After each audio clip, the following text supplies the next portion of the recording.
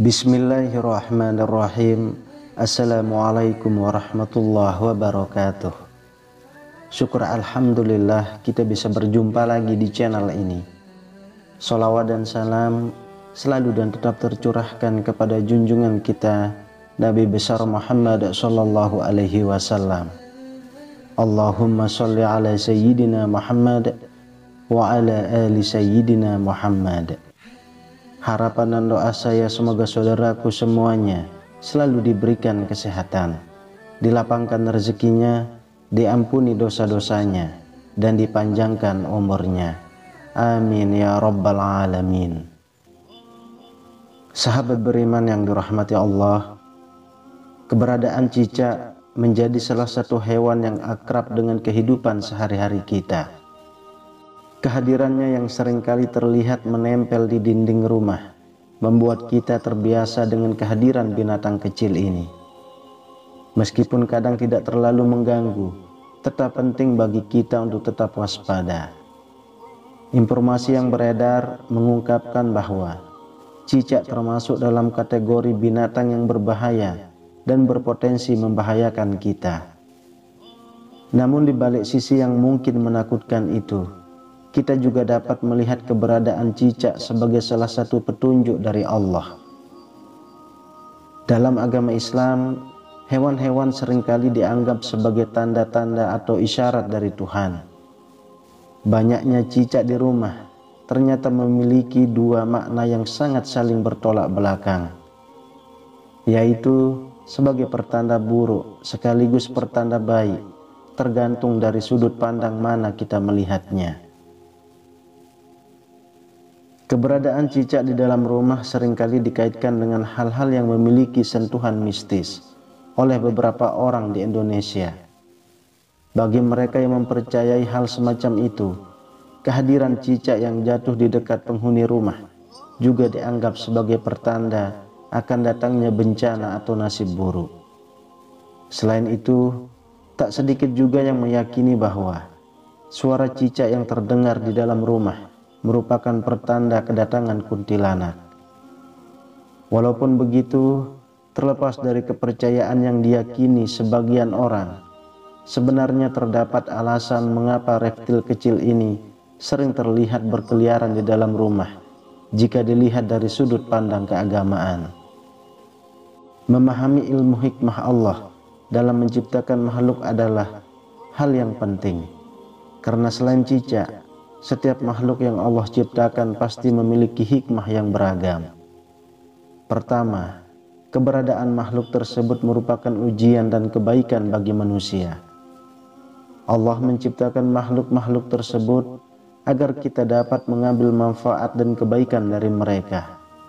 Sebagai contoh, lebah yang diciptakan Allah memberikan madu yang bermanfaat bagi manusia, sebagaimana tercantum dalam ayat Al-Quran. Demikian pula nyamuk yang diciptakan Allah memiliki manfaat dalam bidang ilmu pengetahuan dan sejenisnya. Maka penciptaan makhluk-makhluk ini menjadi ujian bagi kita untuk memperoleh manfaatnya, karena di balik penciptaan tersebut terdapat hikmah yang tersembunyi. Kedua, makhluk-makhluk tersebut diciptakan sebagai tanda atau ujian yang menghadirkan bahaya yang harus dihindari. Misalnya, Allah menciptakan nyamuk sebagai tanda adanya lingkungan yang kotor, atau sebagai peringatan akan adanya penyakit yang harus dihindari. Ketika Allah menciptakan nyamuk atau lalat, Allah menunjukkan kepada kita bahwa ada hal-hal yang harus dijauhi untuk kebaikan kita. Ini adalah salah satu cara Allah memberi petunjuk kepada kita bahwa ada hal-hal yang tidak baik dalam lingkungan sekitar kita.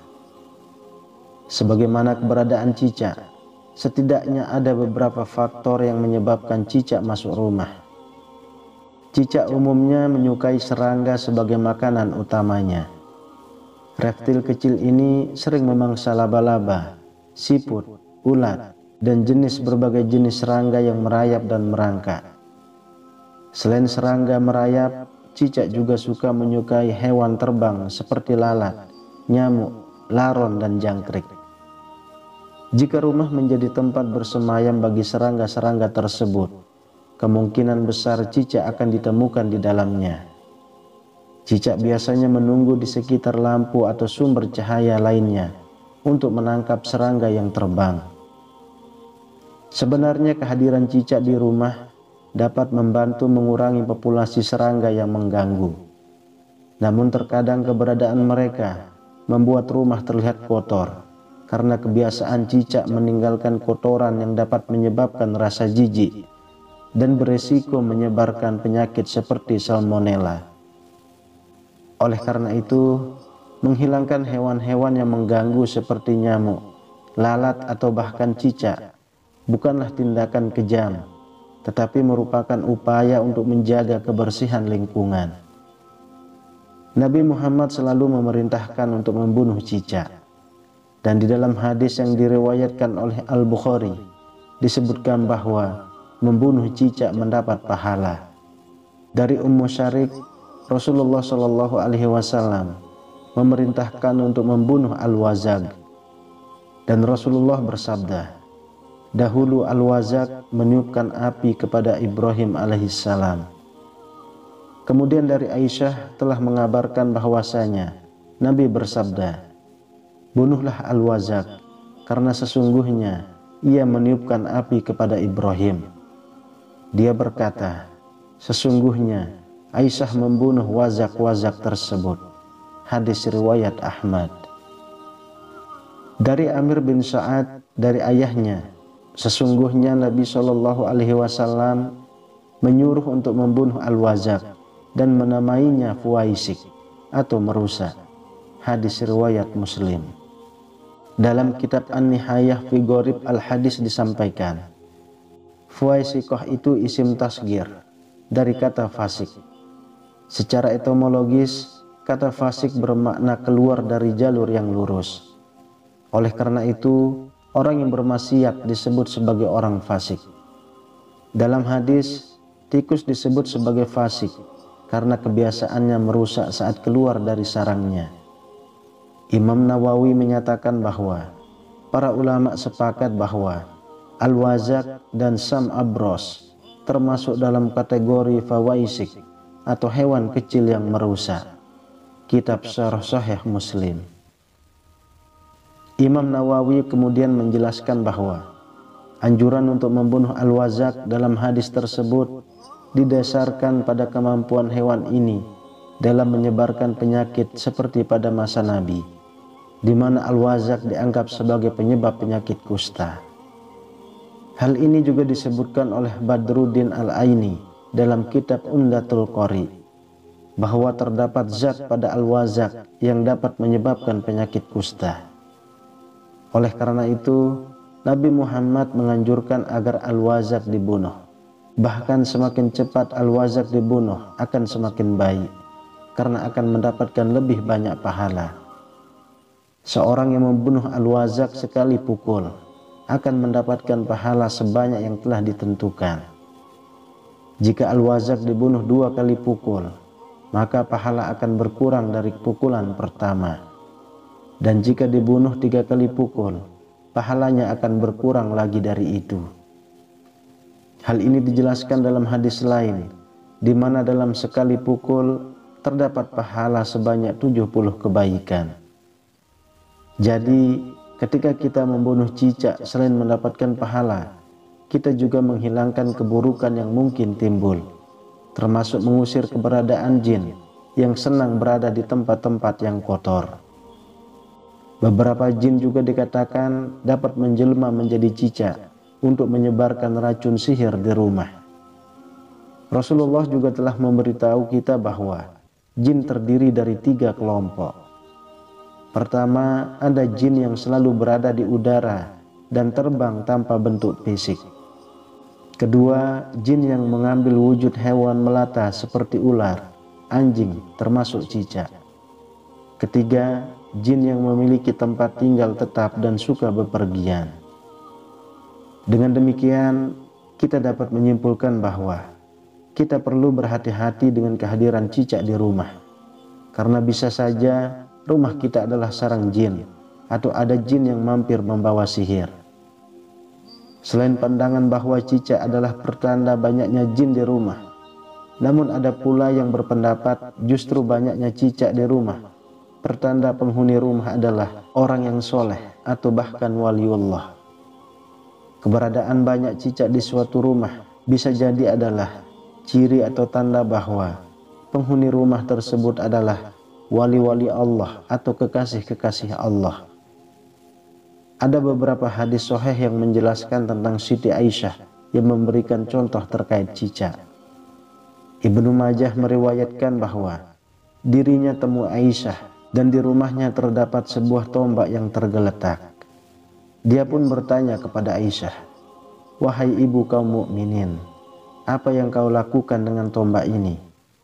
Aisyah menjawab, "Kami baru saja membunuh cicak-cicak."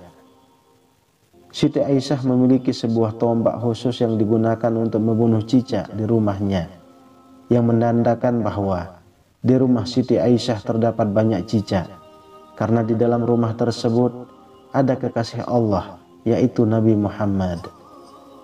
Seperti yang diketahui sebelumnya, bahwa cicak memusuhi orang soleh, seperti Nabi Ibrahim dengan meniupkan api ke arah beliau.